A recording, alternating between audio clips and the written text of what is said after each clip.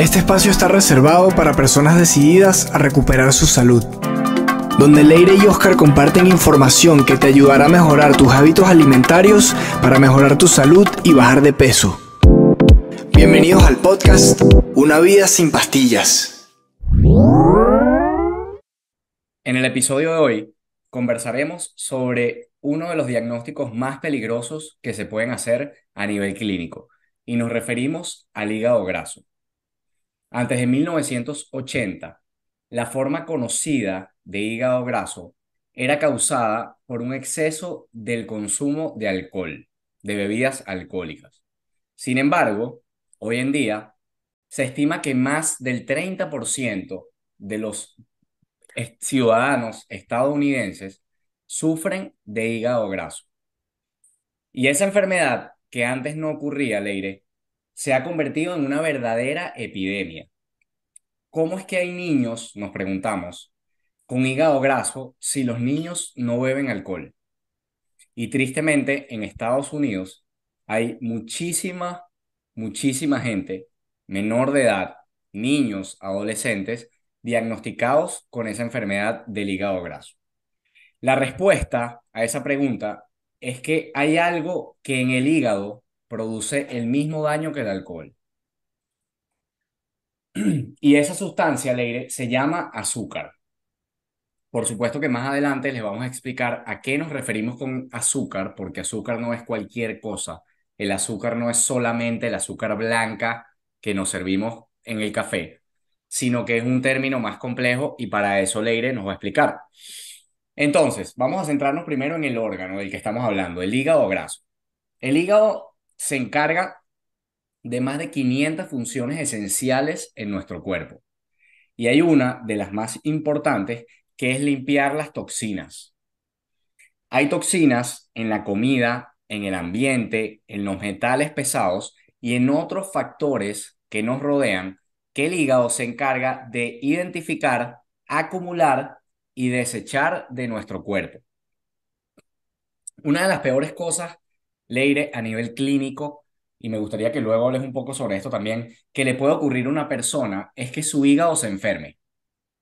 Y tristemente hoy existe una epidemia de hígados enfermos a raíz de que el hígado en muchísimas personas se empieza a recubrir de grasa al punto que deja de funcionar, al punto que se enferma. Un hígado graso está cubierto por grasa, la misma grasa que vemos en nuestro abdomen o que vemos en otros lugares de nuestro cuerpo, recubre el hígado. Y ese tipo de grasa se llama grasa visceral. Imaginen un órgano tan importante como el hígado, que no puede desarrollar su máximo potencial en nuestro cuerpo, hacer todas sus funciones porque está cubierto de grasa. Así como una persona que vemos obesa en la calle, la asociamos con que está enferma, el hígado, tenemos que entenderlo, tenemos que entender que se puede enfermar también cuando se llena de grasa. El hígado, en resumidas cuentas, Leire, se cubre de grasa cuando ingerimos más hidratos de carbono que los que necesitamos para funcionar, más carbohidratos. No son, y es importante mencionar esto, no son ni las grasas animales ni las proteínas las que enferman nuestro hígado, a pesar de lo que escuchamos muchas veces decir. Si lo piensas, hemos consumido estos alimentos, las grasas y las proteínas, sobre todo de origen animal, desde hace millones de años. Y recientemente, Leire, apenas a partir de 1980, estamos hablando de menos de 45 años atrás, es que se hizo popular la enfermedad del hígado graso. Quiere decir que nuestros abuelos, tatarabuelos y bisabuelos no sufrían de hígado graso por más que se alimentaban fuertemente a base de grasas y de proteínas animales. Tiene que haber algo más, tiene que haber algo más que está sucediendo, que está causando esta enfermedad, que como les dije al principio, antes era diagnosticada en las personas que bebían mucho alcohol y ahora incluso es diagnosticada en niños. Es decir, que estamos hablando de que niños de corta edad ya se les está llenando el hígado de grasa.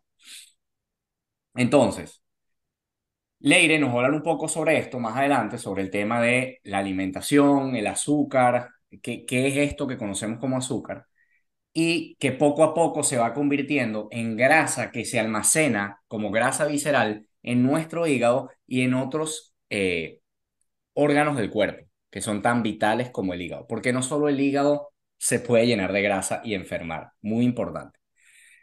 Entonces, tenemos que perdón, tenemos que Enfatizar, enfatizar, enfatizar. perdón, estoy muy emocionado. Leire, tenemos que enfatizar, tenemos que enfatizar, ok, Tenemos que hacer perdón. énfasis. Por favor. Perdóneme, perdóneme. Ajá, Tenemos que concentrarnos en una cosa ajá. cuando hablamos de azúcar. Y es que tenemos tres enemigos en nuestra alimentación. Son tres enemigos principales, fundamentales, y a los que no les podemos quitar el foco. El primero es el azúcar de mesa en cualquiera de sus presentaciones. Puede ser azúcar blanca, azúcar morena, azúcar de coco, la que quieras.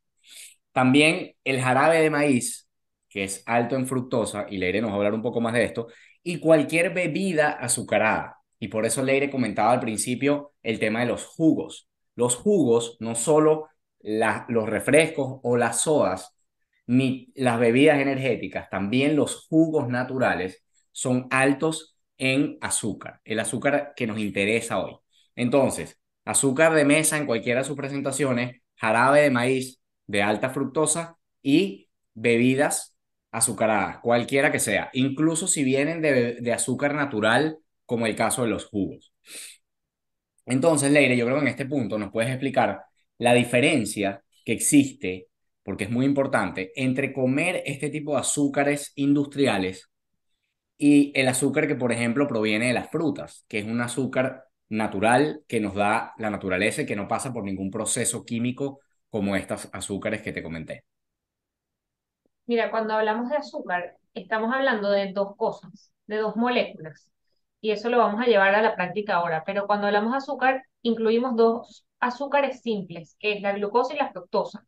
Cuando hablamos de la glucosa, es el azúcar que encontramos en los almidones. Entonces, es el que encontramos en la papa, en el arroz, en el pan. Y obviamente esto va a tener ciertos efectos hormonales. Ahí no nos vamos a meter hoy no vamos a hablar de insulina, aunque está muy relacionado porque el proceso de resistencia a la insulina realmente va de la mano con el desarrollo del hígado graso, pero hay una cosa bien importante con la glucosa y es que sí, hay un consumo excesivo de glucosa en nuestra alimentación, es decir, si basamos nuestra alimentación en esa pirámide que se presentó en 1970, que están los cereales, el pan, todos los cereales integrales, vamos a aumentar la producción de triglicéridos. Eso es lo que va a ocurrir. Y esos triglicéridos es de lo que estaba hablando Oscar a nivel de hígado graso, es decir, el hígado empieza a producir triglicéridos y eso se almacena como una grasa, los triglicéridos son una grasa, se empieza a almacenar en el hígado y lo daña. Y eso es lo que se le conoce como hígado graso. Entonces, estábamos hablando de los dos azúcares simples, glucosa por una parte y luego está la fructosa. ¿Qué pasa con la fructosa? Otro azúcar simple que encontramos ¿dónde? En el jarabe de maíz, viene de un proceso industrial, es decir, es creado por el hombre, y luego está la fructosa que encontramos en las frutas y la fructosa que encontramos en el azúcar blanca, o sea, el azúcar de mesa es mitad glucosa, mitad fructosa. Y es muy importante distinguir entre estas dos moléculas, son moléculas diferentes y tienen efectos diferentes en el cuerpo. ¿Y qué pasa con la fructosa? Que el problema con la fructosa es que solamente puede ser metabolizada por el hígado. Cuando comemos algo que tiene, vamos a poner el ejemplo del azúcar blanca, que es mitad fructosa, mitad glucosa.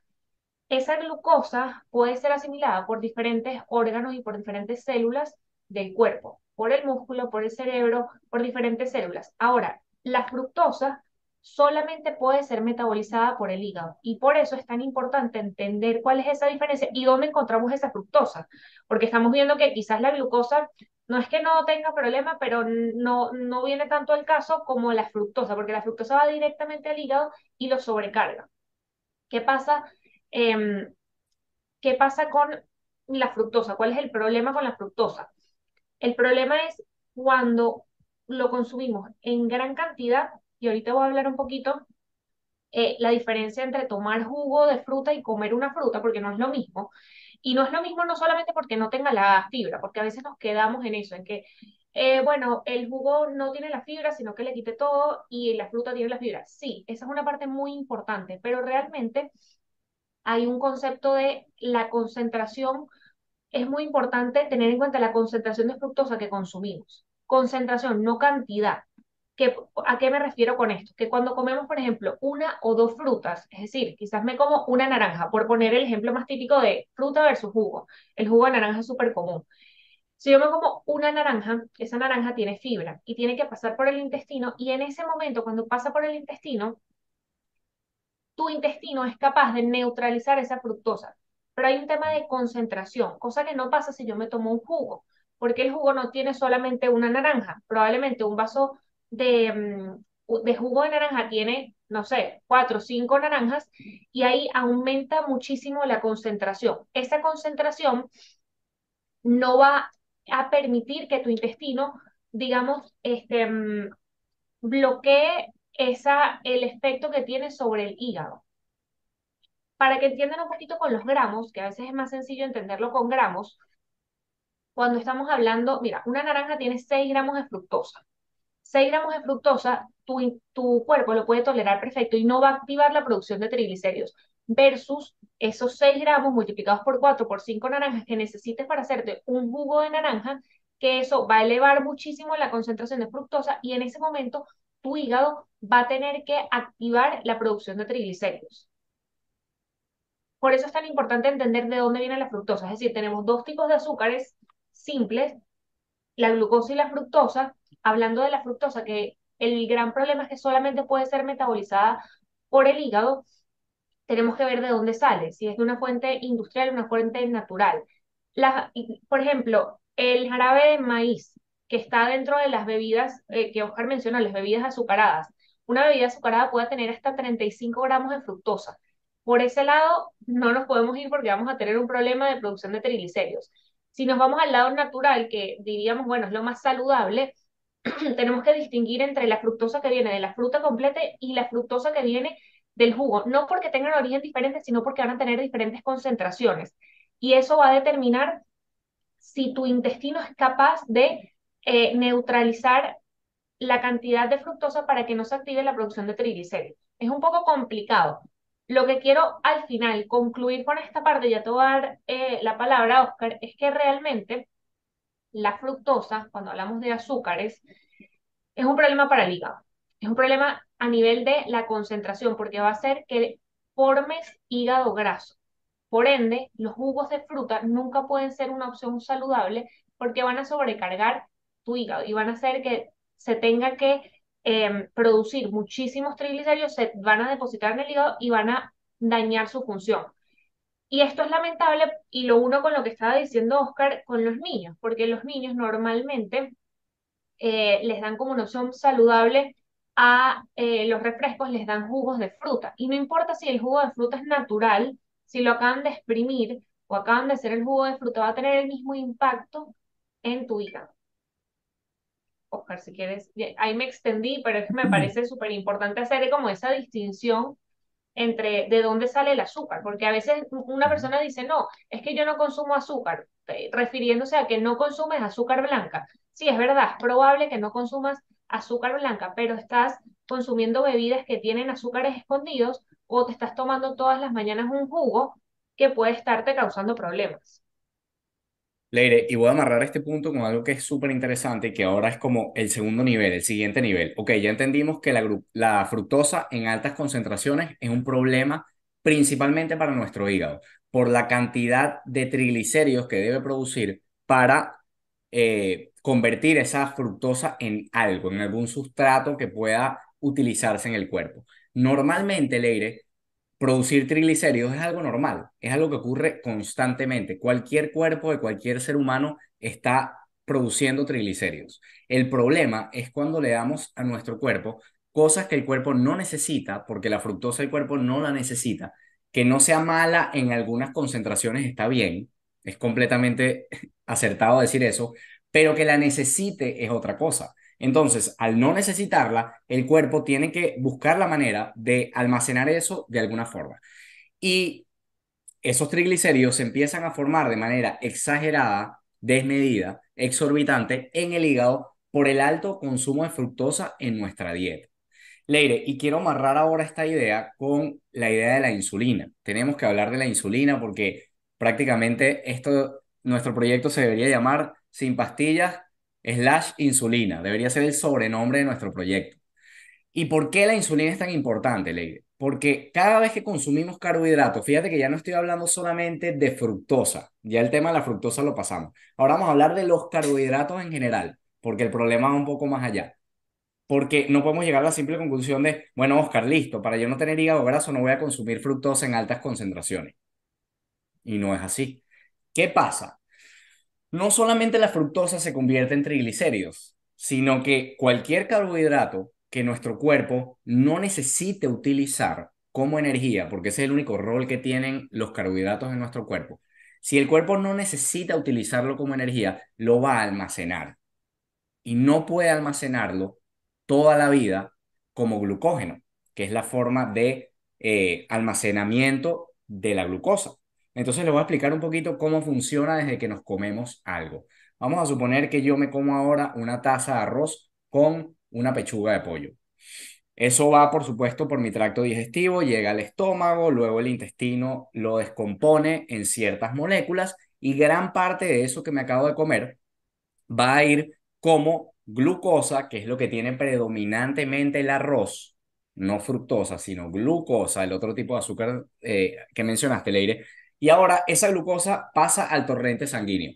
Pasamos de tener un nivel normal en la sangre de azúcar a tener ahora 140, porque nos comimos una taza de arroz.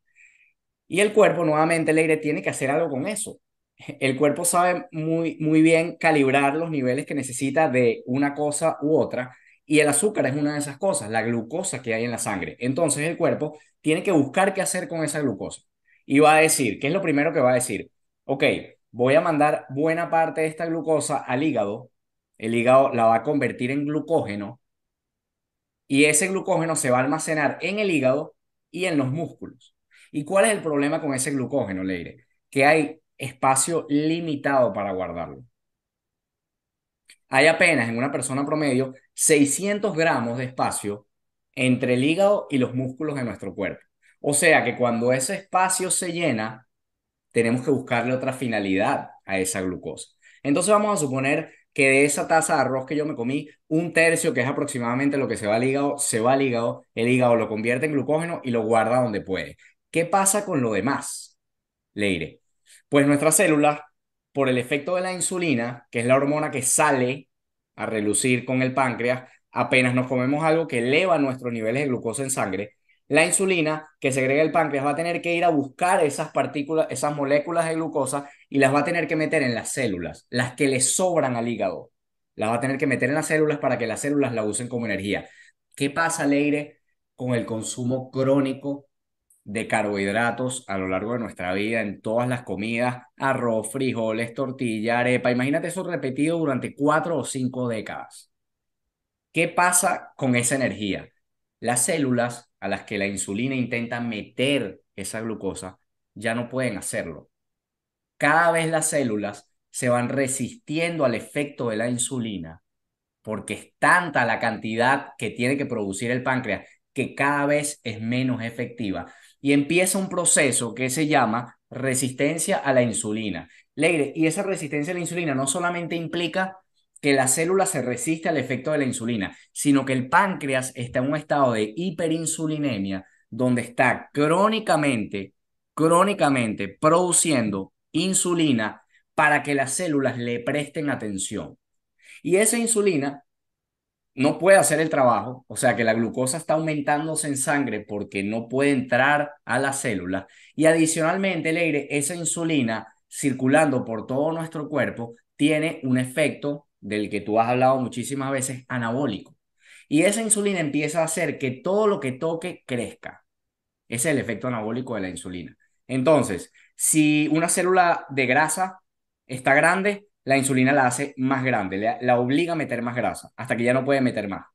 Si estamos hablando, por ejemplo, del hígado, la insulina, con esos altos niveles de insulina, le está diciendo al hígado, hígado, no estás haciendo tu trabajo, tienes que hacerlo. Y el hígado empieza a compensar la falta de trabajo que está haciendo por la cantidad de azúcar que hay, no porque tu hígado sea incapaz, sino por los niveles de azúcar que hay en la sangre, y dice, yo no sé qué más hacer con esto, yo lo tengo que empezar a convertir en triglicéridos porque no puedo guardar más glucógeno. ¿Se acuerdan de los 600 gramos de glucógeno que les mencioné? Si ya se acabaron, ya están ocupados, no los estás utilizando y ahora el hígado lo único que puede hacer con ese azúcar, que fíjense que viene de glucosa, no viene ni siquiera de fructosa, que es la primera vía de las que les habló Leire. Ahora ese azúcar en forma de glucosa, tampoco el hígado sabe qué hacer con ella y la empieza a convertir en lo único que puede guardar, que son triglicéridos. Esos triglicéridos en el hígado se entra en una lipoproteína que se llama VLDL, que es de baja densidad, y ahora esos VLDL son 80% triglicéridos, viajan por nuestro cuerpo y se van almacenando en el tejido adiposo, que es nuestra piel, la piel subcutánea, pero también en el hígado, porque el hígado está absolutamente sobresaturado de trabajo por la carga que le estamos poniendo. Y Leire, nuevamente, es con nuestra alimentación, con nuestros hábitos alimentarios, que estamos sobrecargando un órgano tan importante como el hígado. Entonces, Leire, si quieres, comenta acá uno de los estudios que yo sé que preparaste, brevemente, para que Mira, las personas vean de lo que estamos ajá, hablando a nivel científico. hay uno que me parece, bueno, tenía dos, pero vamos a hablar solamente de uno rápidamente, y es que lo quiero amarrar con lo que acabas de decir, de que todo se basa en nuestra alimentación. Y fíjate, hay un estudio que publicaron en el 2021, hace poco, es reciente, incluyeron 50 personas que ya tenían enfermedad hepática, es decir, ya tenían hígado graso.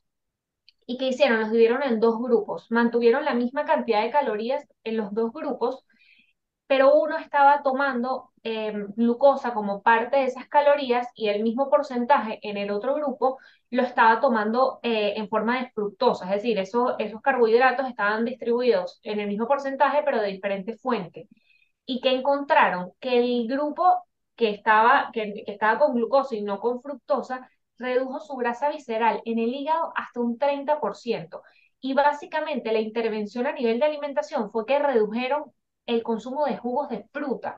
O sea, esa intervención a nivel alimentaria ayuda a revertir una condición que muchas veces nos dicen que es irreversible y no solamente irreversible, sino que va a progresar hasta que tu hígado no va a funcionar y es lo que se conoce como cirrosis.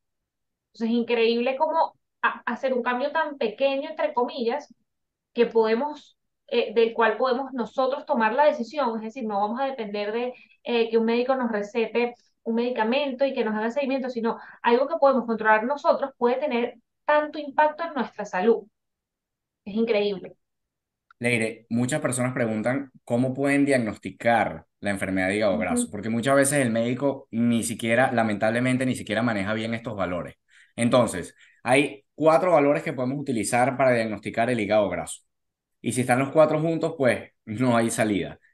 Primero, que los triglicéridos estén por encima de 100. Ya hay una presunción de que algo está ocurriendo en el hígado que tiene que producir una alta cantidad de triglicéridos. Empecemos por ahí. Segundo, divide tus triglicéridos entre el HDL, entre tu colesterol HDL, y si esa división no te da menor a 1,5, estás en problemas.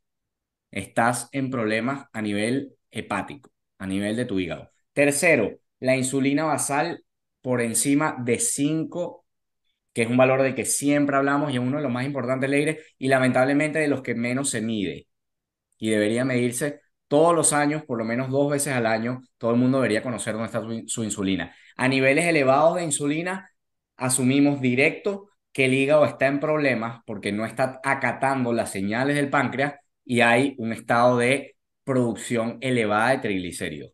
Y por último, hay un valor, Leire, que se llama ALT, que se mide normalmente en la función hepática. Cuando ese ALT esté superior a 25, es un factor directo que manifiesta cuánta grasa hay en el hígado.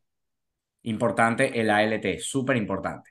Y ahora, Leire, la parte final, si quieres, dínosla tú, Leire. que es muy sencilla, lo decimos siempre, pero si quieres recálcalo, que es qué podemos hacer para revertir esta situación de hígado graso, que sí se revierte, que es mentira que la tienes para toda la vida o que es genética, la puedes revertir tan pronto como en 30 días, si haces lo que te vamos a decir ahora.